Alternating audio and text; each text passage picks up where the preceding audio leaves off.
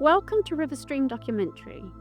In today's episode, we're delving into the world of alien encounters right here in the UK.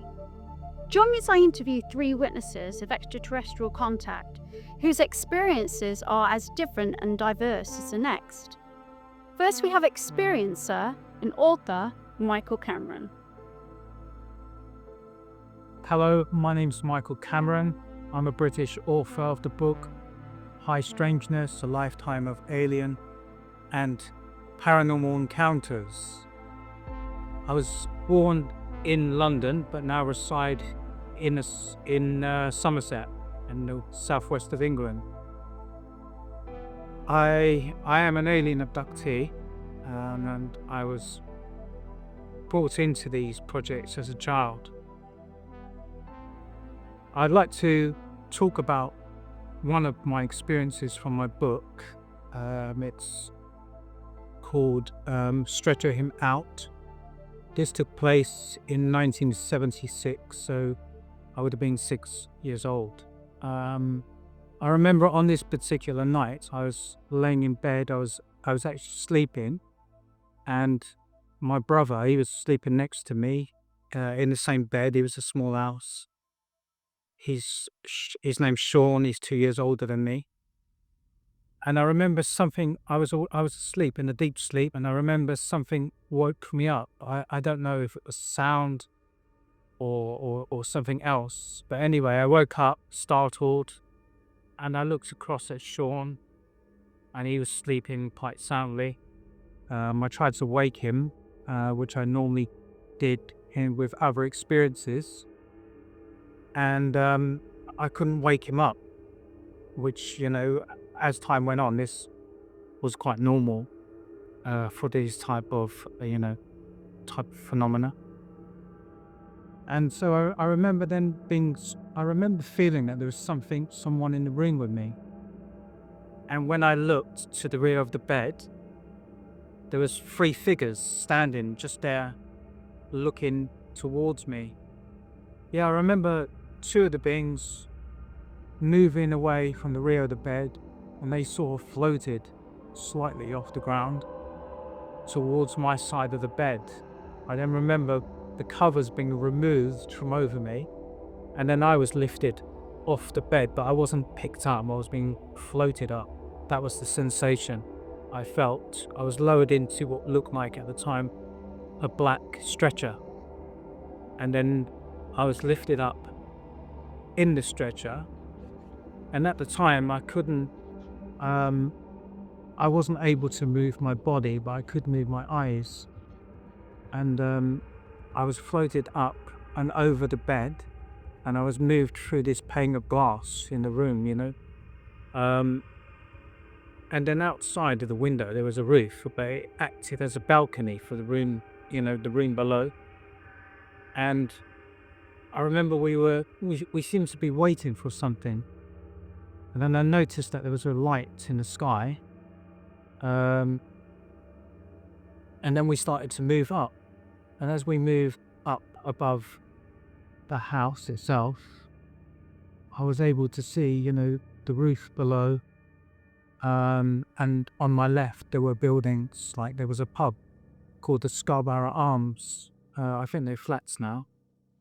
And just behind this pub, there is a really busy police station. At the time when I was growing up, it was like,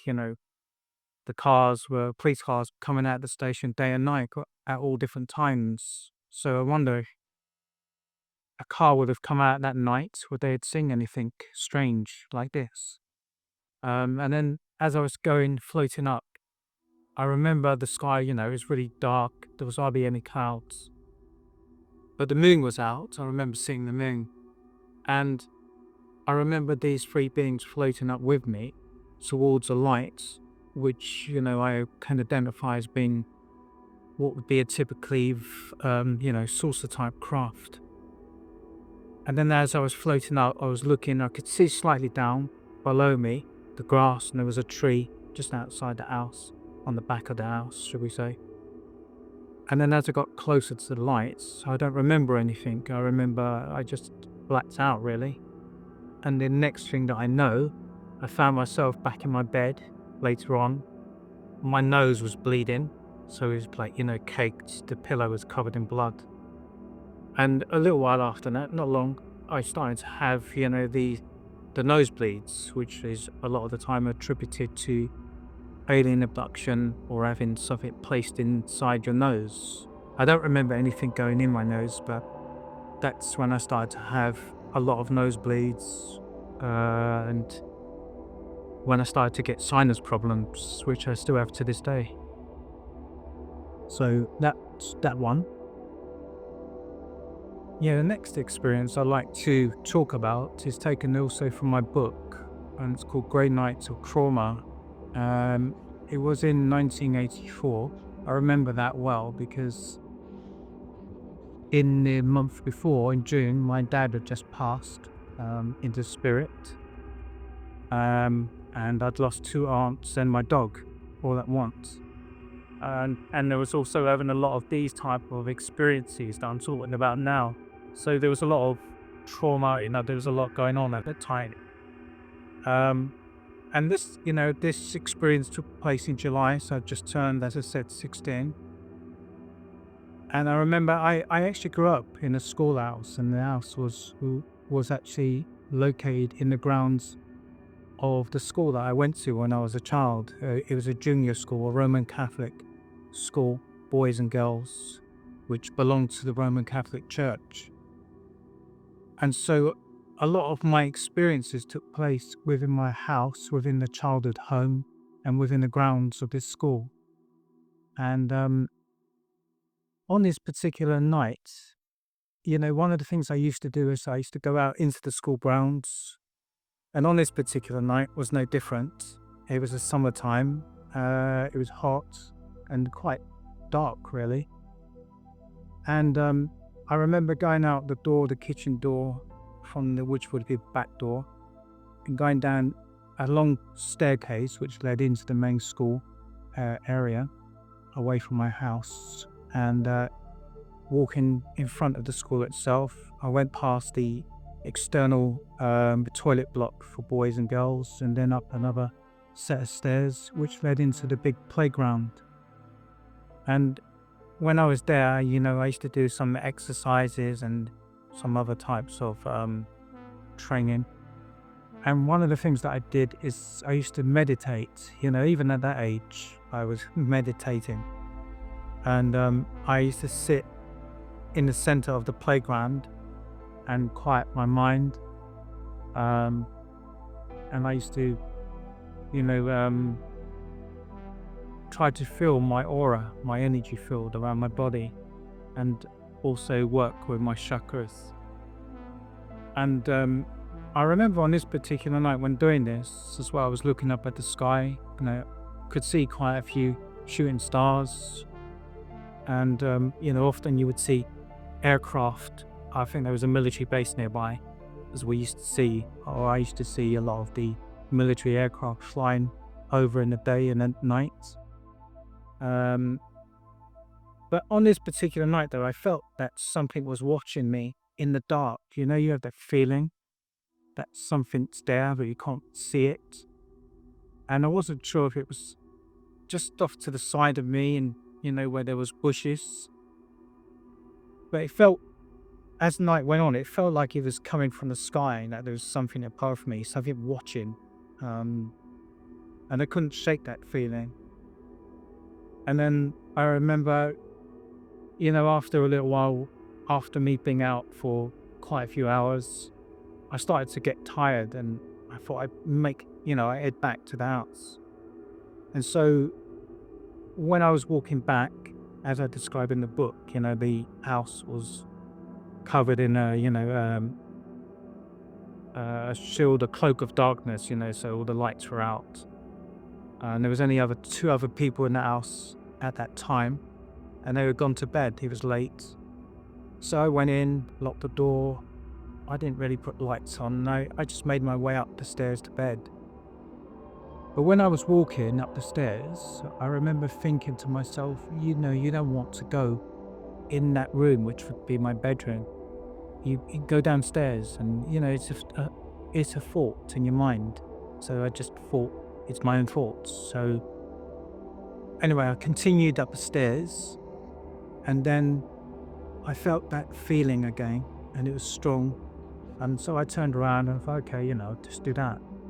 And so I remember going back down the stairs and going into the living room. And, in the living room, the curtains were drawn. I remember thick green curtains my mum, she had up on the curtains, on the rails.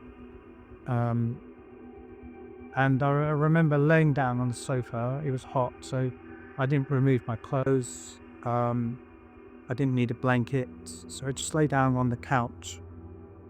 And then I remember, feeling that feeling of tiredness coming over you. And I closed my eyes I reckon 10 seconds. When I suddenly opened them, something startled me in the room again. It was a feeling that something was there with me. I wasn't alone. So the door was closed, so no one had come into the room. And it was then that I felt my body was paralyzed. I wasn't able to move, but again, I was able to move my eyes. So I realized much later on, when we were looking at this type of phenomena, that those that take us, they can't control the eyes. They can control the body, but not that part. And you often see this with other abductees that have the same experiences. So I remember then feeling that there was somebody directly behind me, but I couldn't move my head, so I couldn't see who it was. And then I felt someone's hand go on top of the back of my head, but I knew it wasn't a human hand. It didn't feel human. The touch itself. And it also, the feeling was it had long fingers. So, I was feeling quite panicked. But I'd had these experiences before. So there are some things that you become familiar with. And I remember at one time my head was pulled back. So I was able then to see who was holding my head. And I see this, this being with a big head and big eyes just staring down at me.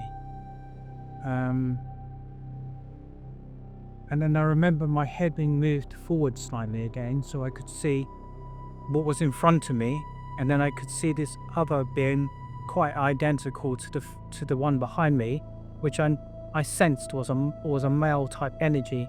It wasn't a female. I just knew, I don't know, I just felt that it had this male type energy about it. And the one directly in front of me was the same. It wasn't a female energy. They didn't look like us, of course. So I couldn't identify who was who. I just had that feeling that both of them were male type energies. And at the time when the one in front of me was moving, almost floating towards me, and he had a wand-like instrument in my hand, and this was like glowing blue, and it had a sound like buzzing sound to it. And you often find, if you look into these cases, there are cases where these particular beings have these wand-like instruments that they use on abductees. And I think they have different uses depending on what they're doing or what they want to do with you. But in my particular case, this being was, using this. My mouth was forced open, and then at the time, I should say before this happened, I was shouting out, screaming almost, but nothing would come out of my mouth because I was paralyzed. And that wasn't because of just fear, that was because this was deliberately done to me so that I wasn't able to move. I wanted desperately for somebody in the house above me, in the rooms above, to hear me so that they would come and free me from this, what I consider to be a type of torture. And so when my mouth was opened, the being in front of me used this device in my mouth, and he was using it what felt like to cut into my gums, and I could actually feel the burning sensation of this instrument in my mouth.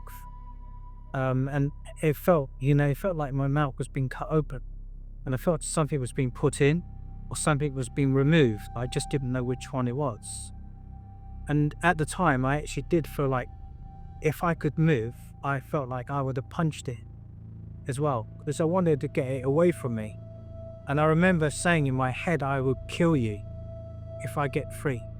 Because, I was only 16 years old, and this particular being, it was doing me harm. And in all of my other experiences I've had, these creatures were hurting me. And I knew they knew what they were doing. I felt that they knew what they were doing, but they just carried on doing it. I think it was a job to them.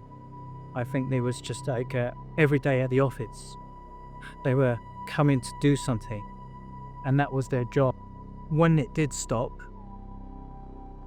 I was able to close my mouth, and I remember there being the grey. It was a grey type, what we know as the greys now in ufology. I remember that walked away from the back of me, and it moved more closely to where the other grey being was standing. And then at that point, I remember that the two greys were moved. They just moved slightly out of the way, and I was able then to see something at the time quite extraordinary, which was a human-looking man standing there with them, who I now can describe as being, at the time, when I was looking, I could see he was military. But now that I can identify the uniform as of an officer, he would be from one of the ranks of the United States Air Force. And he was just standing there, and I thought afterwards, not at the time, I was thinking afterwards, how long had he been there? Had he watched what was happening? And what was his connection to these particular beings and what they were doing to me? And then I didn't notice that, and they vanished. All three of them vanished in front of me, like in just a little bit away from me, near the other side of the couch on the left. And it was then, I wasn't at first able to, feel my body again. But then after a little while, when I did, the first thing I wanted to do is get out of there, get away, get out of that room as quickly as I could. Because one thing, I didn't want to be in the room in case they come back. And the second, I wanted to see what it'd done to my mouth. So the moment I was able to get up, I felt a little bit disorientated. My legs felt a little bit jelly. And so I sort of fell to the floor slightly.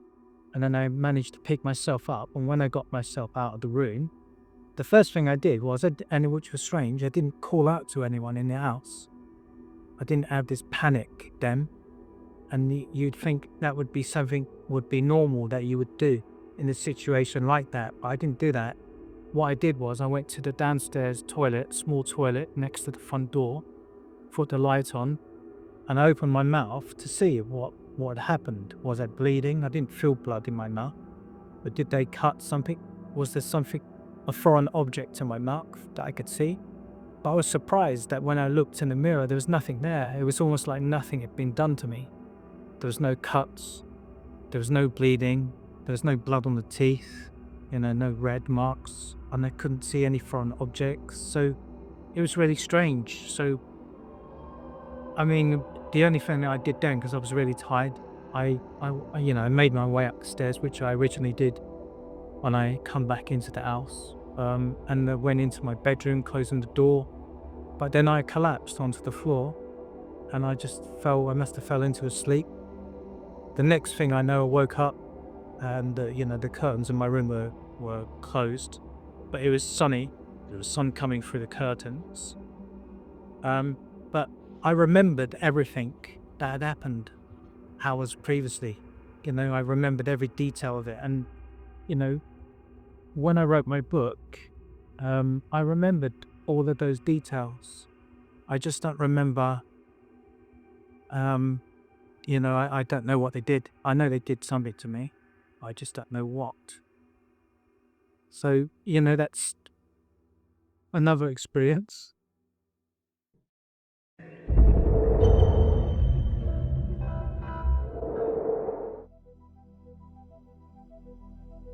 Next, we have author and experiencer Lorraine McAdam, who's had so many experiences with extraterrestrials during her life, it's impossible to fit them all into this one documentary. But here are some that really stand out on her timeline. Hello, I'm Lorraine McAdam, author of Phantoms in the Night or ETs, my lifelong experience with the paranormal. And today I'm going to talk about my experiences, some of the key ones from my book, and also some that I've had belatedly. I first began to have experiences when I was a little girl. At age 8, I had a very vivid dream that I went out to the field behind my house to a cigar-shaped craft, and I went to greet this man, and it was as if I really knew him very well, and we threw our arms around each other and he gave me a hug, and I couldn't understand when I woke up what the heck that was all about. And at the same time, there was a famous sighting of a similar cigar-shaped craft in Wales, and this kind of connected up in my mind as a child because I heard my mum talking about how this cigar-shaped craft in Wales that had a very uncanny resemblance when I looked at the picture to what I'd encountered in this dream. But I just, like most children would, I just dismissed it and put it to one side and thought, oh well, maybe I'd heard mum and subconsciously dreamt about it, and I wrote it off as that. And then really nothing in particular that I can recall happened to me till I was about 12 years old. And then from then on, really quite bad things started to happen to me, I felt. And I couldn't understand what was happening at the time. There was hardly anything about this kind of thing out there. But what would happen would be that I would hear this humming noise, like it would fill my head, and it would sound very much like if you hear bees humming, but it would get louder and louder. Then I would become paralysed and I would black out, and I felt as if I was being taken somewhere or by someone, and I was absolutely terrified. And that started to happen from 1976 onwards. And it first started to happen when I was staying with my dad one night, and I heard these voices, and I told them to go away, and they just whispered go away back at me, and I was absolutely terrified because I knew there was something there, but I didn't know what it was. And then that carried on all through my teenage years, where I would black out, and then suddenly it would be daylight. It would go from being pitch dark midnight to daylight. And one time, I think I surmise now that I've been taken because I found myself in the garden outside my house at the time, in the back garden. And I had to knock on the door at 6 a.m-ish in the morning for my mum to let me in. This was in summer, thank goodness. And my mum wouldn't believe me when I tried to tell her what was happening. She just put it all down to sleepwalking and wrote it all up and kept threatening to take me to see a psychiatrist, which I can understand because at the time there was nothing about alien abduction. Nobody had researched it. I hadn't come across anything like Bud Hopkins' work, or later when I came across the book Communion. I just hadn't come across those things at the time, so I was very worried. And because my mindset was to be a westernized Christian, I was a devout Christian at the time, I put it all down to some kind of demon oppression, because I did tell some church friends and they actually said, you're being oppressed by demons. And they had a good search around my room and promptly found a horseshoe and smashed it, thinking maybe that was some kind of portal for them to come through. But of course, none of it made any difference. I used to pray when it was happening and say, oh, please, in the name of Jesus Christ, do not take me, leave me alone.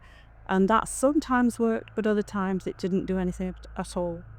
And I thought for the whole of my teenage years that I was demon oppressed because that was my mindset, was of westernized Christianity. I was brought up as a Catholic. And then after that, it just suddenly stopped. As I hit my 20s, and started to go to pre-nursing colleges where you went back then. You didn't do a nursing degree back in that time.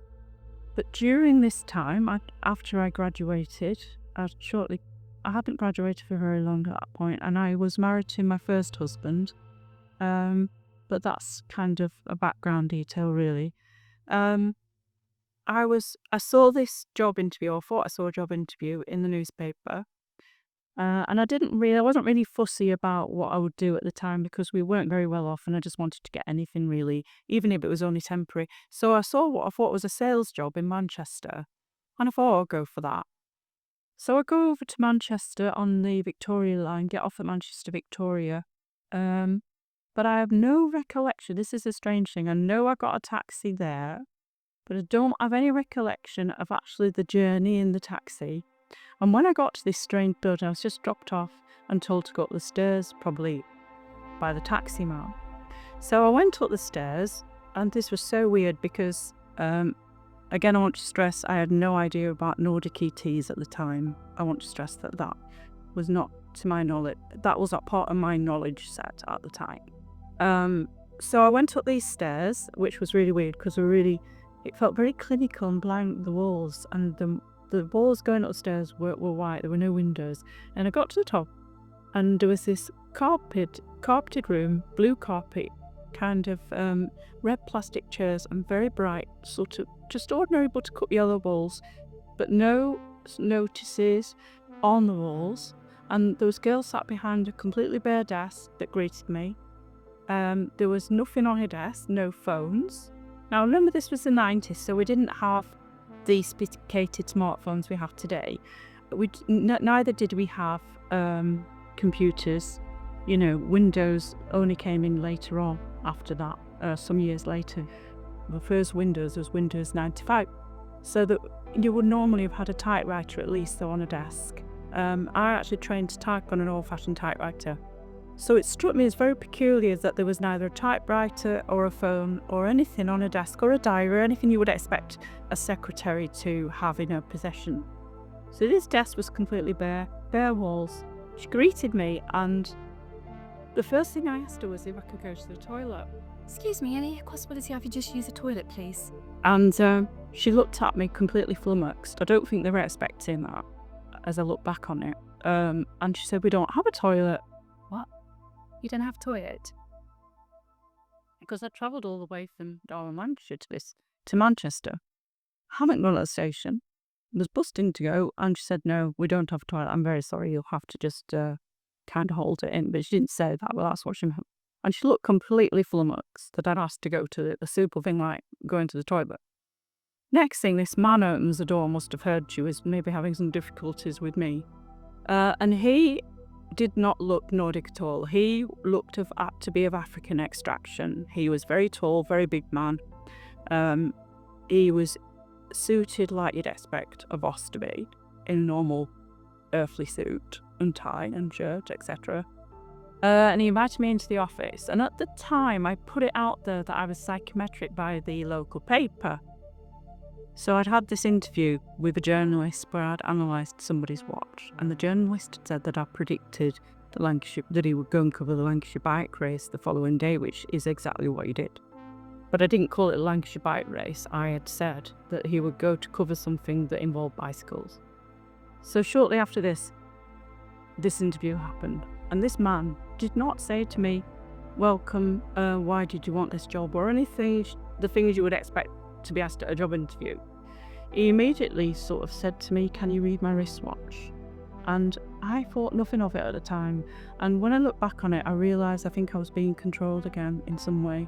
Because I said, "Well, I can't get anything off it." And he looked very, very pleased about that. And I handed him it back. It was quite a heavy, chunky silver wristwatch. Typical man's wristwatch, really. Nothing unusual about it. Of that time, an era.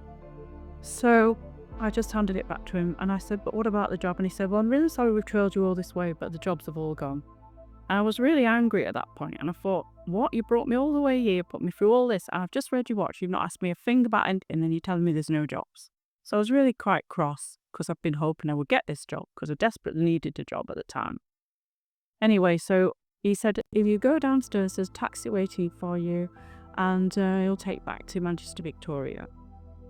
And it only occurred, and there was a taxi waiting for me. Another thing that I didn't mention that I say in my book was, I left the door open as I was sat waiting, and I saw these blue cars rushing past down below, and they all had blonde men at them, and they were handsome blonde men with kind of shoulder length hair. And I look back on that and I think, what on earth was I seeing? And then when I went to get this so-called taxi as well, there was a blonde man at the helm of that, and he was also very handsome. I don't remember what he was wearing, but I remember he never spoke a word. He just took me back, nodded slightly at me, took me back to Victoria. I got out, I offered to pay him, he wouldn't let me pay him, which again, it's very strange and weird. Have you ever met a taxi driver that would not want paying? I don't think I've ever met her. No, never. And so I wrote this off as a bit strange, but just put it behind me, as I've put so many things behind me over the years. At the house that we lived in Preston during that time, we got our first mortgage and moved in there. It was a little semi on at the end of an estate in an avenue. What happened there was that I started to be taken again, and I believe it was the greys, because there was one time when I broke out of the paralysis and managed to see this grey standing over me, and he was holding what looked like an eye-shaped object at me. And I wondered if that was the instrument they used to paralyse you. I thought, I wonder if that's what they used to paralyse you. And I had realised he was a grey by that point, and that he was an ET. The reason being, need to go backwards slightly here, that while I was at the nursing home, I found the book Communion in an Accrington bookshop, saw the face on the front cover after I finished work one day, and was very shocked to my bones. Took it home, read it from cover to cover, couldn't put it down, and I just thought, I know that face. I've been seeing that face during these times when I've been taken. It's Whitley Strieber. He's very famous experiencer, particularly with contact with the greys. I believe I've had contact with the greys as well.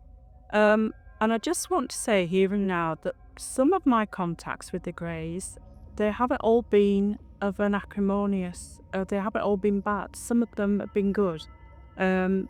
What I forgot to say was, during my time as an undergraduate, my first year, just going back slightly here, I got very bad flu in Preston, and it was killing some of the young people at the time.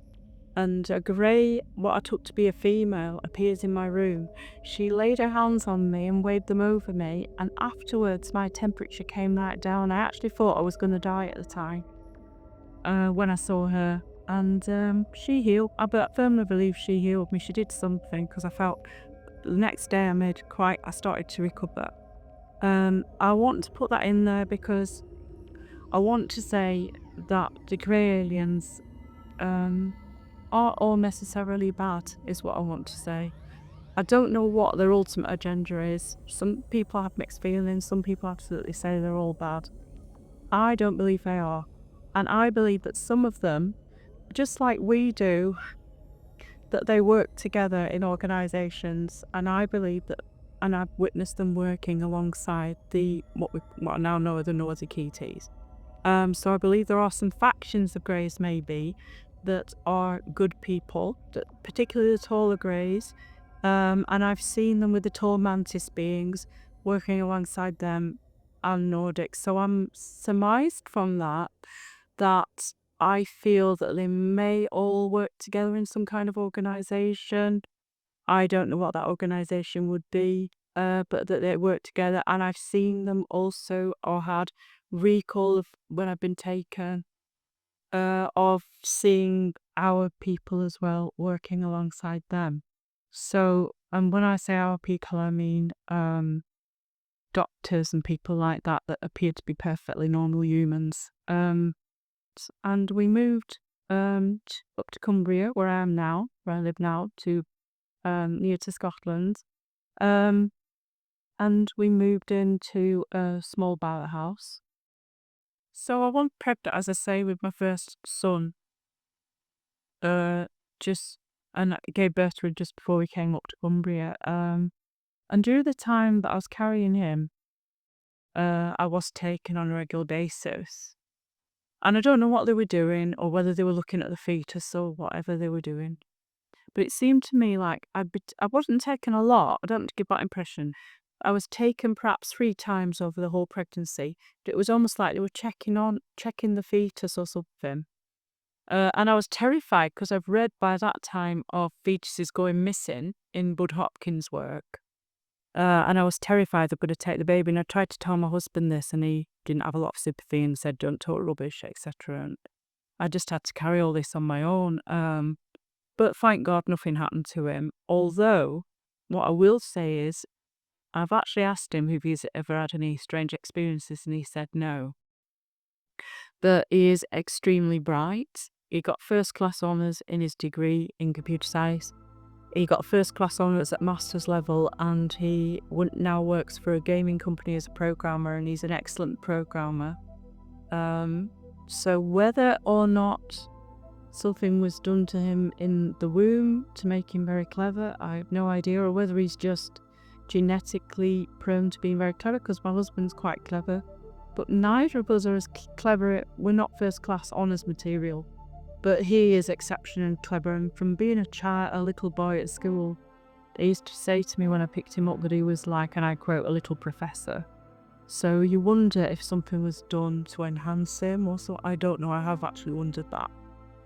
But also, I will say, I got pregnant with my second son when we were in Cumbria, and I was taken, that I can recall, at least once with him, because they put me back in the kitchen under the table. I woke up under the table in the kitchen of that house. And I don't know why, but I had the feeling when I was carrying Adam that it was the Nordics that took me on that occasion. And I don't know where I got that knowledge from. But I just felt like I was taken with both children when I was carrying them. So really not a lot happened after I gave birth to my boys. I just became a stay-at-home mum. I regularly went to church, and they used to go to all the children's things, and nothing major happened until, I would say, we moved to this house. And by that time, it was 2008, and Adam would be about 7 and Christopher would be about 10 years old. And one day we were coming back from the children's library, and my husband said, as we were coming up the road, that, "Look at that field. What the heck is that?" And I looked, and everyone's heard about crop formations, but these weren't a circular crop formation. They were more in the shape of swastikas and letter H's. And my husband looked, and he was so fascinated with this that he stopped the car, and he said, "Let's go and have a look." And we went to have a look, and he actually conceded, as cynical as he was, that they would have had to have come from the air, because the only footsteps he could see were his own footsteps going in and coming out of the field. And I thought, well, yeah, that's weird, but what the heck? You know, it could have been. I just wrote it off really in my mind. But then we carried on up the road, and before I tell you what happened next, I'm going to tell you that the day before, a couple of days before, I had a very vivid dream. I knew about the Nordics by now, and I had a very vivid dream that I got up, looked out my window, and saw a cream-shaped, tic-tac-shaped craft on the in the garden of all places. So I went to greet this man that got out of this craft. I shook him by the hand, and I woke up, and I thought that was a weird dream, like you would. I thought nothing of it really, but I have a brilliant memory for faces. My husband remarks on it that I can track actors from one production to another on television and Netflix series. He says, "Oh, I would never have realised that was such a person." I do have a very good memory for faces, and that is significant because, as I say, when we saw these crop formations, we came back, and on our drive was a black Land Rover. And I thought, who's that cheeky monkey? Because often people take liberties because we always leave our gates open and turn round in our gates sometimes. And I thought it was just some cheeky monkey trying to turn round.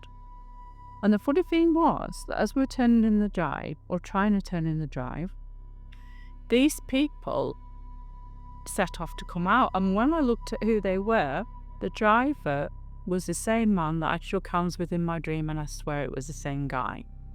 And they looked perfectly ordinary, apart from they were pale-skinned, and she was very beautiful, he was very good-looking as well. And they looked at us, we looked at them, and he looked shocked, as if he wasn't expecting me to come home at that point. And my husband watched them and said, "Who the heck were they?" And they drove off at speed as if to say, "God, we've got to get away, we didn't expect her to come and see us." And I thought, what on earth were they doing in my drive? And then things started to really kick off, because 2 or 3 nights later, this was July, I started to see white zigzagging lights over the field but one from my house. And at first I tried to rationalise it away. I thought, oh, it's just boys playing with torches, or it's people hunting rabbits, because it was known that people went hunting rabbits with torches. But these torches didn't follow the kind of pattern you would expect somebody with a holding a torch would go and work its way across the field. They didn't do that. They came together as one big white light, then flew apart, then came back together, then flew apart, then came back together. And I thought, what the heck is that? And I told a friend, and she said, oh, it's just boys playing tricks. And I thought, well, maybe you're right. Gave her the benefit of the doubt. That idea wasn't one that didn't appeal to me. And I just said to my husband, I keep seeing these white lights, because it was very hot, and I had my window open, and I kept waking up because it was so hot, couldn't sleep. So I kept seeing these lights over consecutive nights, and I thought, and I told my husband, I said, if I see them again tonight, I'm going to go and investigate what's going on. Don't care if it's boys, if it's people on sprout, I'm just going to go and investigate it. Anyhow, the next thing, I was prompted by a telepathic voice again, go to your window at 4 a.m. And I thought, what the heck now? And I went to my window, and it was almost like they were in control again, because why on earth would you go to your window calmly after being summoned there by a voice? And why would you not be frightened? Because I wasn't in the least frightened.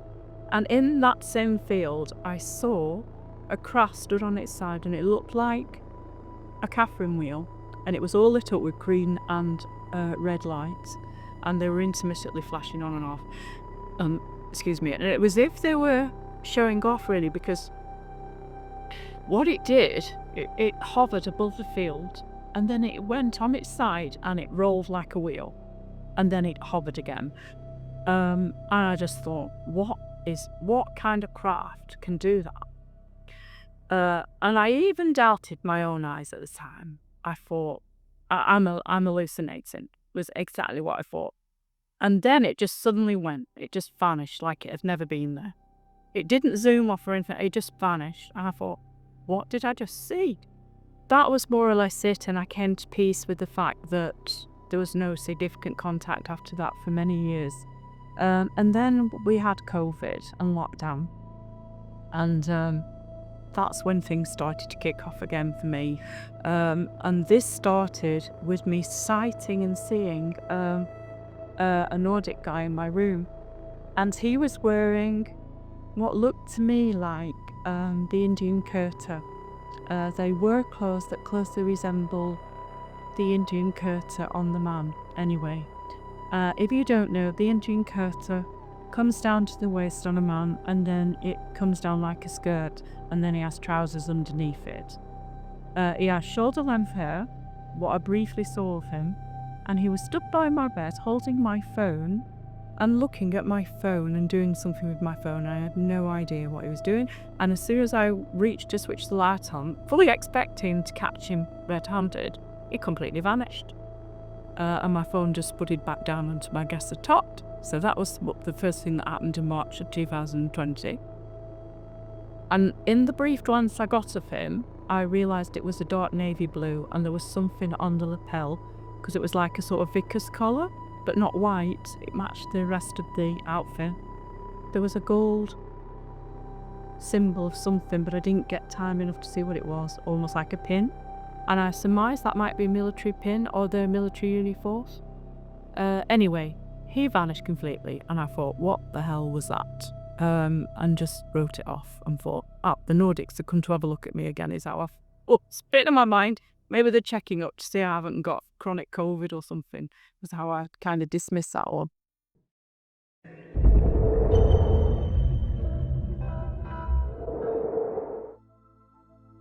Next, we have clairvoyant, CE5 teacher, counsellor, and musician Russell Davies, whose experiences with ETs will leave you wondering, what exactly is going on behind the veil of our reality? Is it possible that some of these beings are multidimensional? My name's Russell Davies. I'm a musician, trained counsellor, English teacher, and I also work in the psychic field. Around 2011, I started having unusual experiences that I couldn't really identify as being normal in any way at all. And they started when I was sitting at a sofa pretty much like this, watching videos on YouTube. And I heard a voice in my head that sounded like it was using my cranium as an amplifier, like a bone induction experience. Grab a camera, go outside, you're going to see some UFOs.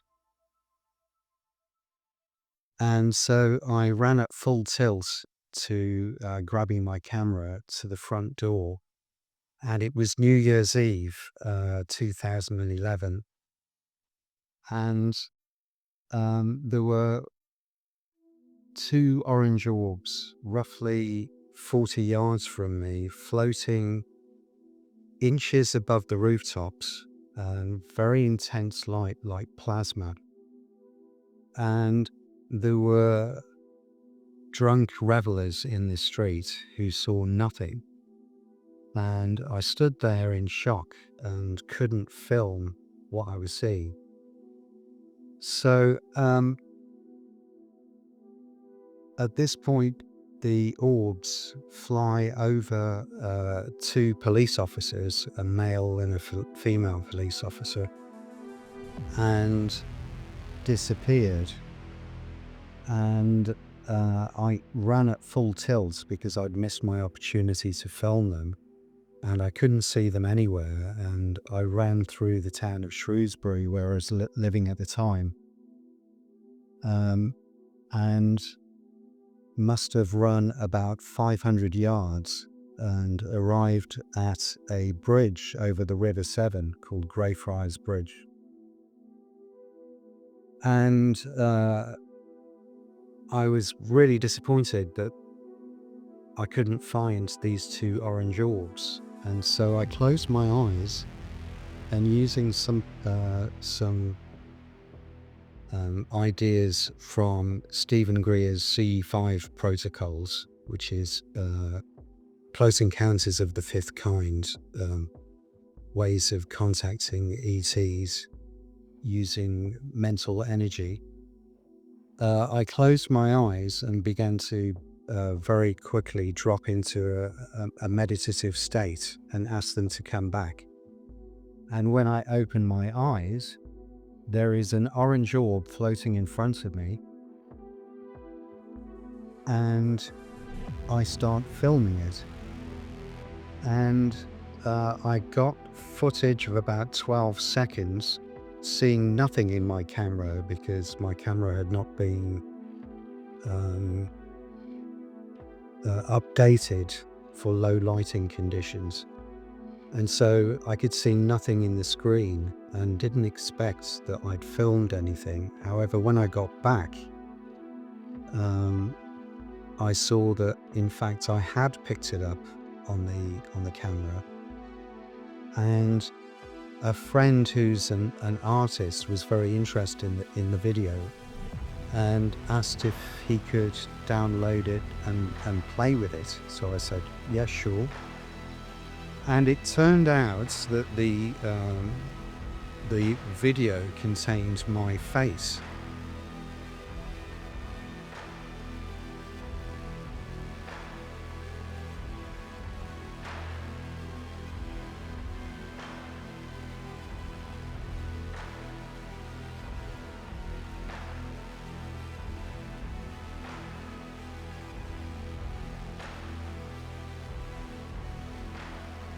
And so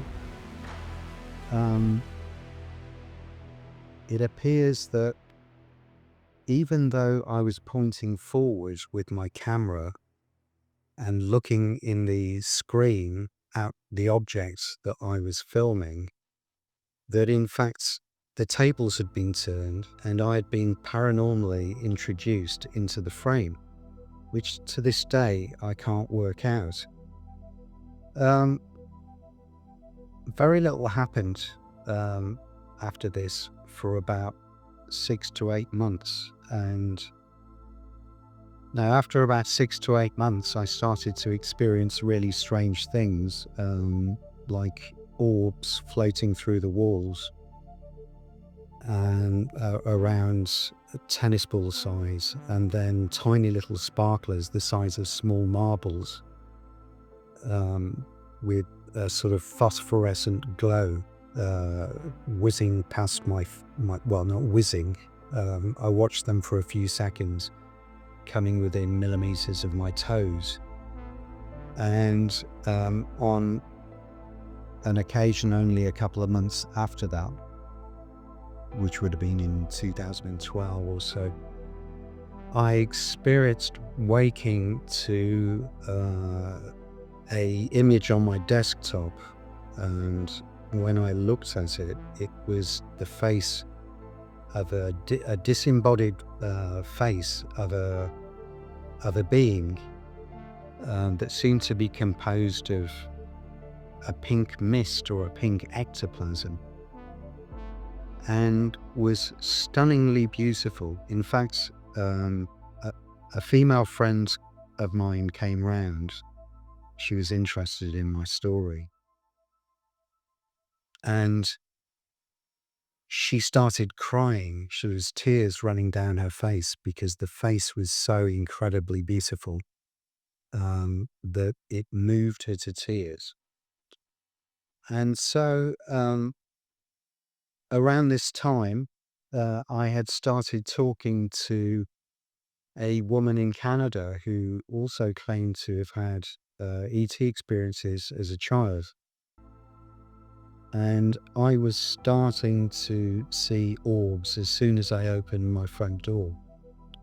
I would literally open my front door in the early evening, for example, and there would be white plasma orbs, roughly the size of a basketball, inches above the rooftops of a narrow Georgian street. So roughly 30 odd feet from my front door. And I was finding that I was able to mentally reach out to experience these phenomena on a regular basis. And so I was sharing this stuff with this Canadian woman who came to visit me. And I'd also been talking a lot to her about my ET experiences, and I decided to leave a note on the side of the bed. And the note simply said, "Dear ETs, please appear for me tonight if you think I can handle it." And sure enough, while we were lying in bed, both wide awake, there was a gentle pit-patter of feet on the carpet around the bed, and the sound of somebody or some beings or a being treading on these plastic bags.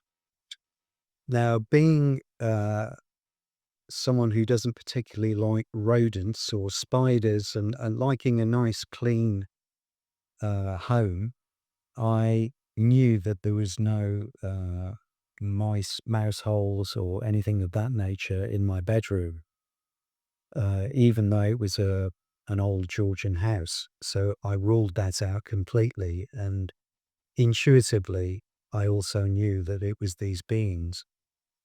And sure enough, a couple of moments later, I was touched on my hip. Now, the strange thing is that I'd also been waking up with marks, and one of the marks was 3 puncture marks, which had occurred a few months previously. 3 puncture marks on my hip, and I was touched in bed on the exact same spot where I'd had these puncture marks. So I felt in no doubt whatsoever that there was a link between those 2 experiences. Um, on another occasion, I was standing on my roof terrace. I see this object coming towards me, the same circular, bulbous body with 2 wings. It looks like a kind of force-fed glowing pigeon almost. And I first noticed it when it was about 100 yards away. So I was able to spend some time looking at it before it arrived just over my head, around the same height as the roof, which was probably 15 feet to the top of the roof from where I was standing on the roof terrace. And when it got to about 30 yards away, I could see that what this thing was a 2-foot tall being sitting in a cross-legged position inside a faintly glowing orb that was like a translucent skin of energy around it, and its arms were poking out through the orb, and it was propelling forward with its arms. So it was like the strangest dream imagery that you could possibly imagine. But here I was, completely sober at 4 or 5 in the afternoon on a summer's day, completely compos mentis, and seeing this thing that looked like it had come out of a science fantasy film.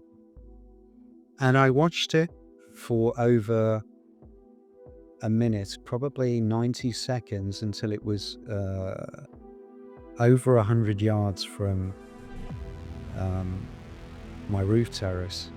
And I attempted to film it using quite an expensive Sony HDR CX900 camcorder, which had never failed me before, and the film came out with so much static that it was impossible to see anything at all. And it certainly felt at the time that it was as though the film had been corrupted by some sort of power source or something of that nature. After my experience with the being inside the orb, I also had some other ET experiences. And I had researched the being inside the orb and discovered an ancient symbol called the Faravahar, which is the sign of Persian kingship, and it's actually a being inside an orb. One night around midnight, I am going into the kitchen to get a beer to wind down for a little while before going to bed. And I hadn't drunk before that. It was my first beer of the day after a long day. And as I was opening the fridge, I looked out through the kitchen window and I saw two white objects. And so I put the beer down and walked up to the kitchen window, and out of the window, around 15 feet away, there were two grey beings, what are commonly thought of as greys, with very large eyes, very, very thin bodies that seemed like they wouldn't even support human, sort of 3D living. And they also glowed faintly. And yet, they were both material and also non-material, in the sense that I couldn't see through them. They obscured the garden behind me. And yet they also did not have the look of material, physical beings.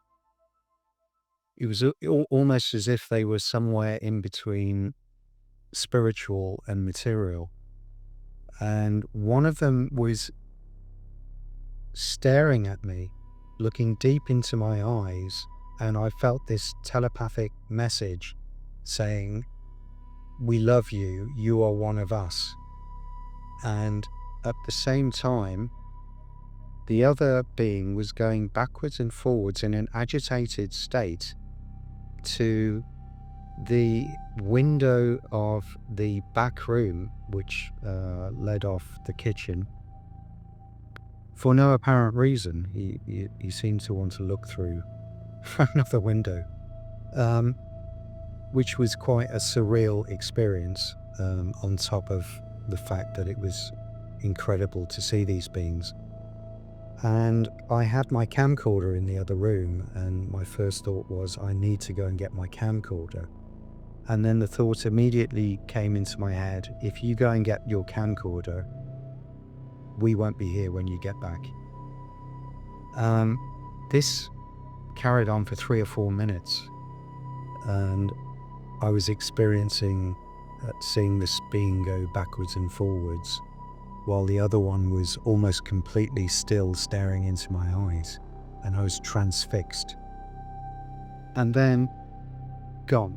It was as though they had both completely dematerialized in less than the blink of an eye.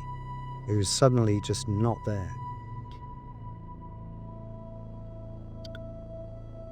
So I was very much committed to this experience that I was having and teaching C5 or ET contact techniques from my roof terrace, and spending time meditating on what the nature of the phenomena is. And I began to do these experiments of contact telepathically, and I put questions to the ETs in my mind while doing the C5 protocols from my rooftop terrace. Weeks later, I was sitting at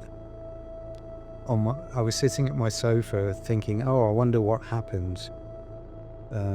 Why didn't they get back to me about my question? And suddenly I could see the answer. It was written in my best English, so it was using the full range of my vocabulary.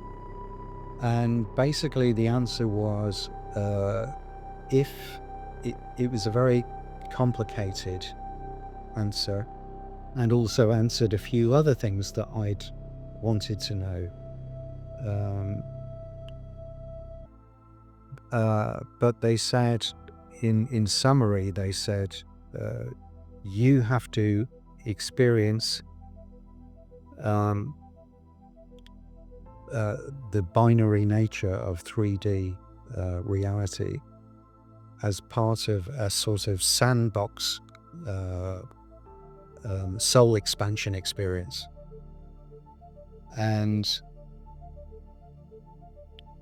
if we came along and told you all the ins and outs of what life and death is, and the nitty-gritty of why you're here, the deeper aspects of it, and gave you too many cognitive frameworks to understand reality, you would be robbed of the motivation of actually living it. So they said you don't actually need to be aware of the reason for your limited perceptions or what the nature of life and death is. So I began to engage in this way by sending out telepathic questions, if you like. Now skip forward a few years, and I'm actually in a new relationship and living out in the countryside. I had been asked to do a talk on the ET presence, because I have given a few talks on this, and I didn't know what to focus on, because I have such a lot of knowledge, not only of ufology, but also because I worked with my ex-wife as a therapist for ET experiences for an international organization helping ET experiences.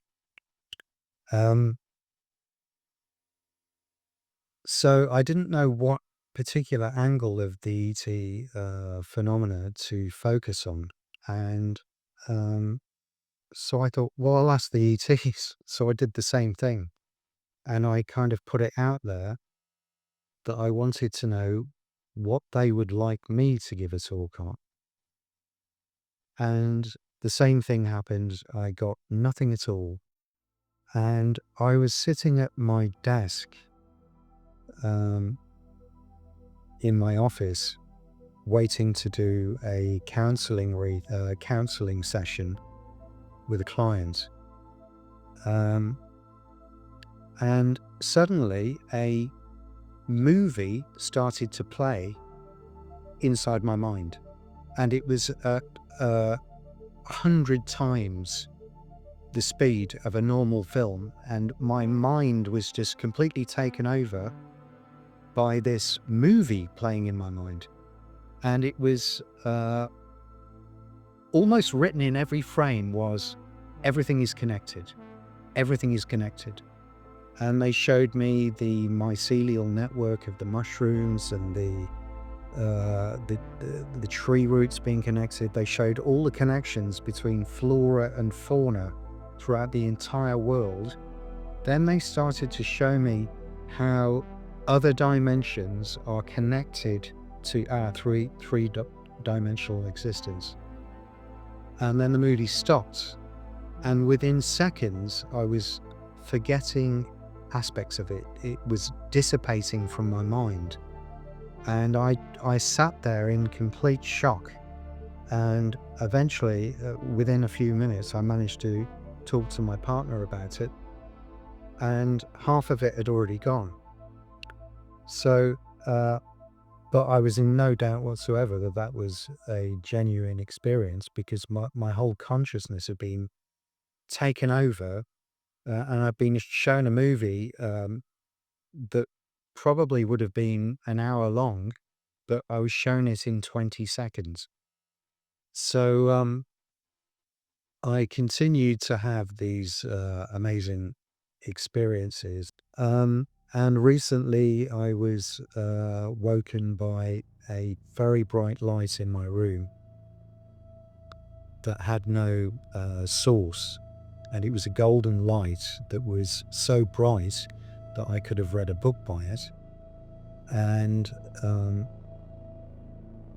it was present for 10 seconds and then suddenly shut out, and I was in complete darkness. And I had blackout curtains, tried to replicate the experience by shining very bright, extremely powerful torches at the blackout curtains from the outside and filmed it, and basically got no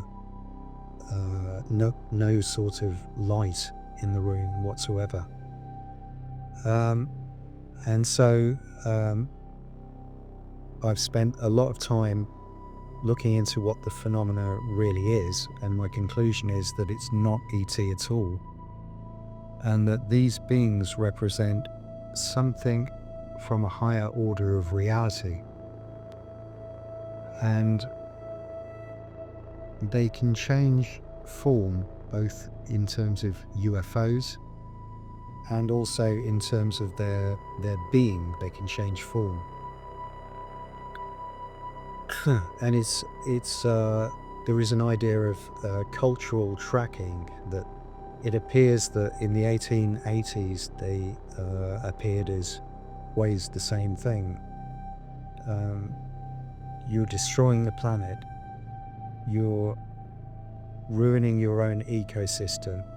You're very often shown images of a pristine planet followed by images of devastation and a ruined planet with basically a dying world. The other message is you're risking nuclear war. Another message is that given to most ET experiencers is that you need to develop spiritually, and another is that we over-rely on technology and we don't have the maturity to handle the technology. That in a way it is the wrong path for us to go down the road of immersing in technology the way we are.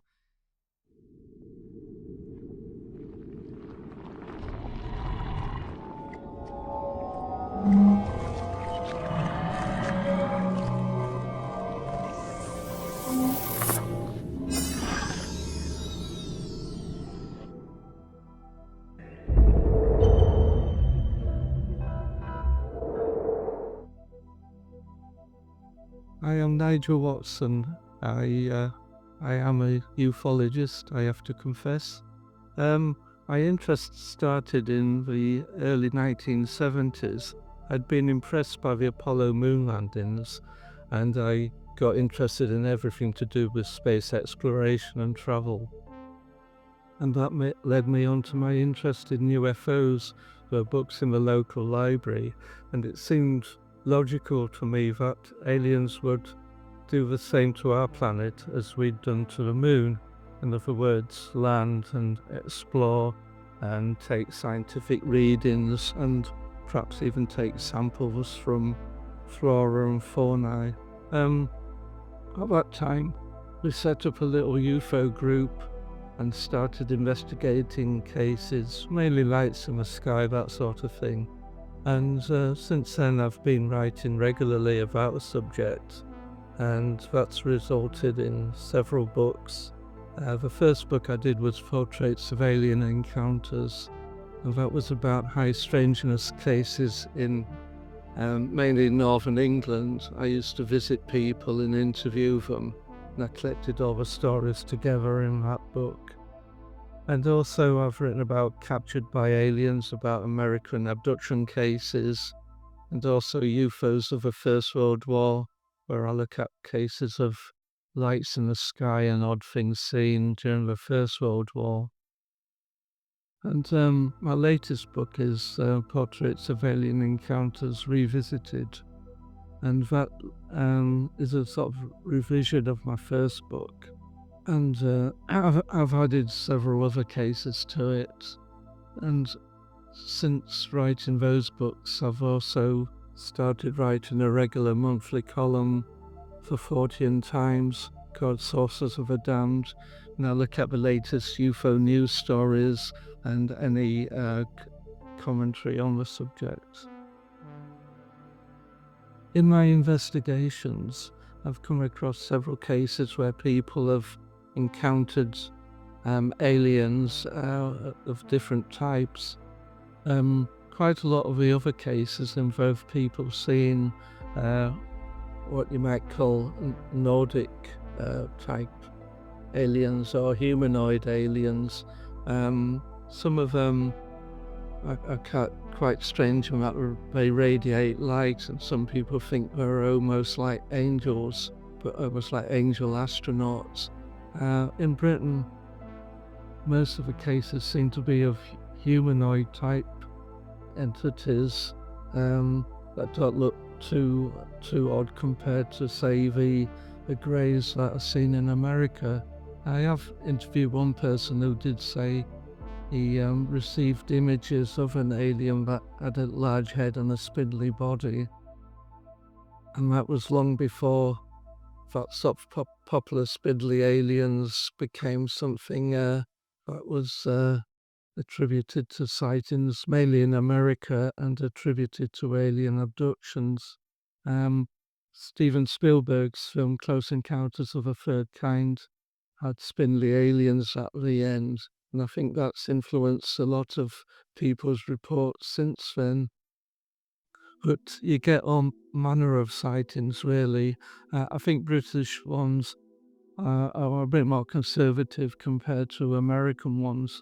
People have reported seeing reptoid and insectoid type aliens as well, and these are often quite nightmarish, really, whereas the more Nordic aliens tend to be more peace-loving and tend to radiate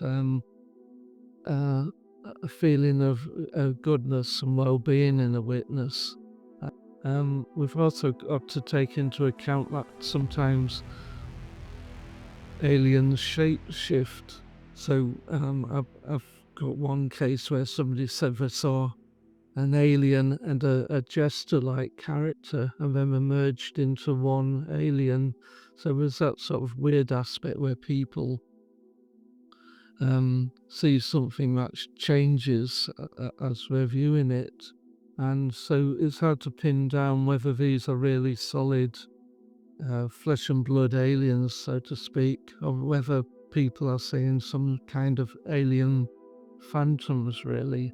And that's what John Keel in particular said in his writings, that these aliens are not from outer space riding around in nuts and bolts spacecraft, that they're what he called ultra-terrestrials, and that these sort of travel through the super spectrum and could come into our line of perception or move out again. I'm not all that in favour of our idea, because it just adds one new label to an old label, and I think that's a problem with ufology. You can end up just changing the terminology but not explaining why these experiences happen. In many cases I've investigated, there often seems to be a dichotomy between good aliens and bad aliens. Often the bad aliens can invade people's dreams and produce nightmares. In particular, I interviewed one person who said he had really bad communications from aliens, and they spoke of the apocalypse and the world was going to end, and it really depressed him. And these aliens tended to be of a sort of spindly grey type of alien. And then he also meditated and was in contact with guardian angel type aliens. One in particular was called the Archangel Michael, and another one was Uriel. And he felt these were protective figures, but even they were warning him of the sins of humanity, that was going to be an apocalypse at some time, that would be a reckoning, that we're wrecking the planet, and that we should acknowledge climate change and lots of other things in our world that was going wrong, and that science had gone beyond itself by creating atomic weapons, and that everything had gone to pot, really. And he himself was quite a depressed character. So I kind of thought these alien communications were a kind of reflections of his own mental state. He obviously disputed that, but I think that's often the case where people have these experiences where there's this fight between good and evil. Some people I've spoken to have only encountered good aliens, and that sometimes have been life-changing and have made them into more productive people who care more about, say, climate change and become vegetarians and that sort of thing. But it's interesting, though, often people do regard humanity as being the centre of this battle between bad aliens and good aliens, and that the good aliens are often seen as Nordics or humanoid-like, whereas the bad aliens are more likely to be reptoids and repulsive. Whether that's just how the way we think about things, that, ugly things are bad and beautiful things are good. So it might be part of our cultural conditioning, and often UFOs and aliens seem to be shaped by the cultural context and how people expect aliens to look like. I think the positive influence of alien encounters or communications are that people see themselves in a wider context. I think we get involved with our own problems and day-to-day reality. And then when you look at aliens and visitors from outer space, especially if you've actually thought you've had contact with them, I think it changes your own viewpoint of the world and your place in it. Many people who have alien contact experiences experience missing time. So they might see a light in the sky or see an alien in the bedroom, and then there might be a period of missing time when they come back into consciousness. I've got an example of one case where a woman, when she was just a teenager, saw a strange propeller-like object, and it shot a beam of light at her and her friend. And they ran home, and when they got home, they found that the neighbourhood was looking for them, because there'd been like a time gap of 4 hours, and she never did know what had happened in that period. And this seems to be quite common with people who have these experiences where they have at least a few hours of missing time. It's really a lot longer than that.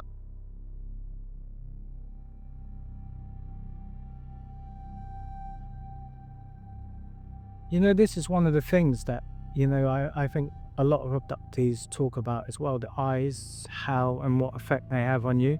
I mean, they're quite frightening to look at when they're looking at you, but I often attribute them to be not their real eyes, not their part of their biology. I believe sometimes, I'm not sure in all cases, but I think sometimes with the greys, when you're looking into their eyes, it almost looks like they've got a visor, something over their eyes that they don't want you to see. And I think it's also, you can see, they're very like mirror-like, shiny. And when you're looking into, it's almost like a mirror, because you can see yourself reflected back. And obviously there could be something philosophical about that, when you can see yourself, But I don't think it's that. I think they use technology.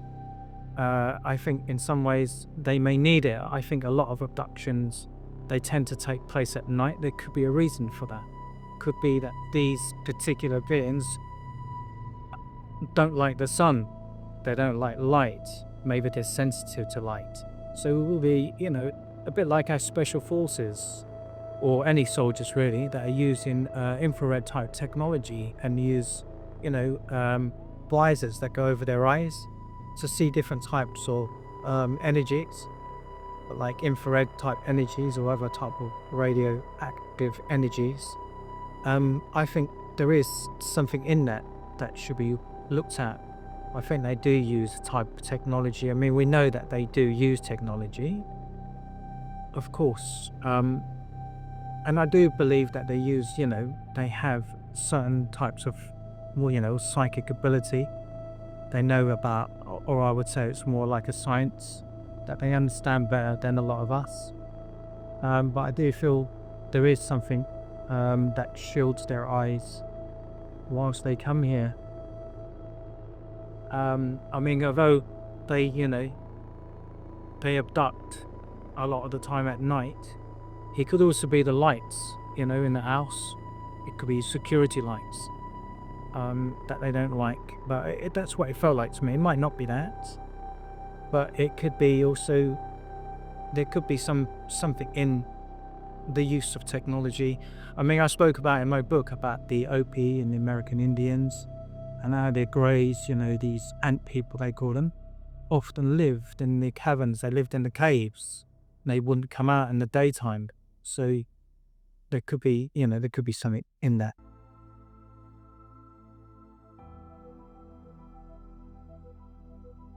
I think the way they've changed the way I see the world is they've made me see the interconnectedness of everything, and that there is a transcendent reality that we're not aware of.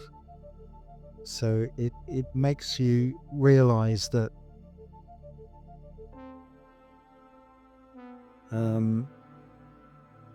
everything is basically one. There is no such thing as separation, and anything that we do is viewable or experienced by other beings. Certainly, most ET experiences experience some aspect of telepathy, and that makes you realize that our thoughts extend way beyond our body, and that consciousness is non-local. So it also makes you realize that everything that we feel and think, and every attitude that we have towards other beings, is experienced by them and influences the world. So I'm much more conscious of the need for compassion and empathy and understanding of our environment than before I had my experiences, even though I was a spiritually orientated person before I had the experiences. Certainly it's true in that it took me out of the narrow westernized Christian mindset that I was in as a teenager, where I only believed that if you weren't a Christian, I believed you were definitely going to hell. And I firmly did believe that. And I look at myself now, look at my younger self, and I think, what a twit you were. How could you possibly be so naive and narrow-minded? Was what I'm to background. Only people do. Yeah. Yes. Yeah. And I look now, and it's certainly broadened my view, because if people coming from other planets, it's certainly going to challenge our current religious dogmas. I'll call them dogmas because that's exactly what they are. And I believe they've shown me that dogmas are not the same as spirituality. Spirituality is when you come to a point where you know that if you don't treat other people as you would treat yourself, and it's called the golden ratio, love one another as I have loved you, is in every religion. Buddhism, Islam, Christianity, all purport that you should try and love your fellow man. That's the golden ratio we were given. But people break it because somehow, because of this dogma around hell, they seem to think that one religion has superiority over another religion, and that's caused an awful lot of trouble in the world. And that's where we've deviated, and religion has become a mechanism of control. I believe it's starting to let its grasp go on people, but that's what ET contact does. It makes you question everything that you've ever it really does shake your worldview. And when that elder challenged me in Cyprus, I believe he was an elder. I don't know whether he was a Nordic elder or a grey elder, couldn't see him.